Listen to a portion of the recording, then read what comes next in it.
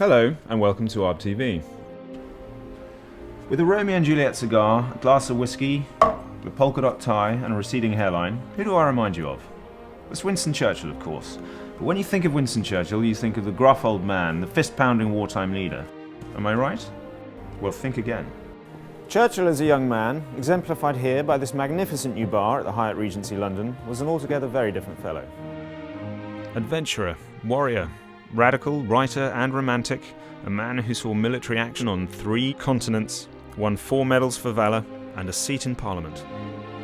And all before the age of 26. And it seems that virtually everything you see here, every nook, trinket, artwork and book, refers to the younger Winston. The Tin Soldiers, for example, are the 4th Hussars, Churchill's regiment, which he joined in 1895. The books on the shelves all reference Winston and his wife, Clementine, whom he married in 1908. And if you're wondering about the curious edition of the cuddly toys, this too is a nod to a Churchillian habit. Whenever he took a book from the shelf in Chartwell, he would mark it with one of the children's toys. This chap here, the ginger cat, is a family pet. His name's Jock, and there's been a Jock at Chartwell ever since, on Churchill's instructions to the National Trust after he died.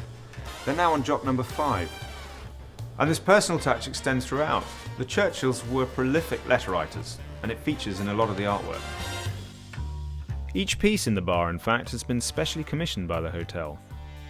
Here, the famous photo of the man, taken by Elspeth Judah, is recreated out of the text from his speeches. And here in the snug, there's a vintage map. It's from the 1890s, and pins and cotton strands mark where Winston went on his travels.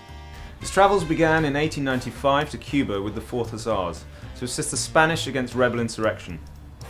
A year later, he was in India, Cairo, the Sudan, all the time actively pursuing action, and often for material for his writing. And never more famously than there, in South Africa, where he made a daring escape from a prisoner of war camp.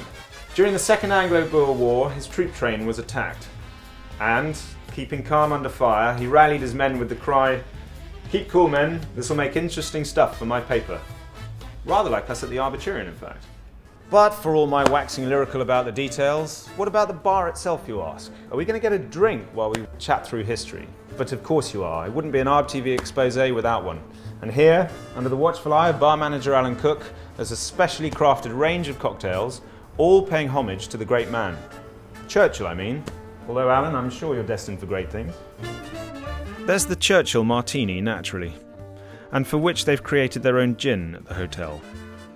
And this martini is made to Churchill's own recipe, namely that the vermouth must be in the room, only never used. And while Alan mixes my martini, make a note of that fine tailoring of his. There's the tie, the famous blue and white polka dot, but more significantly, the uniforms here have been designed by Henry Poole, the tailor from London. And when the Hyatt team went in there to discuss the cut, whose autograph did they find in the ledger in 1905? That's right, Churchill's. And here's another little history lesson for you viewers. They also serve a Manhattan in their classic cocktails. Well, you're probably thinking, I thought everybody does. Why, yes, but they can't lay claim to its origins, for the Manhattan was invented in New York for Winston's mother. I bet you didn't know that. And it wouldn't be Churchill's without a fine cigar on the terrace. Isn't that right, Winston?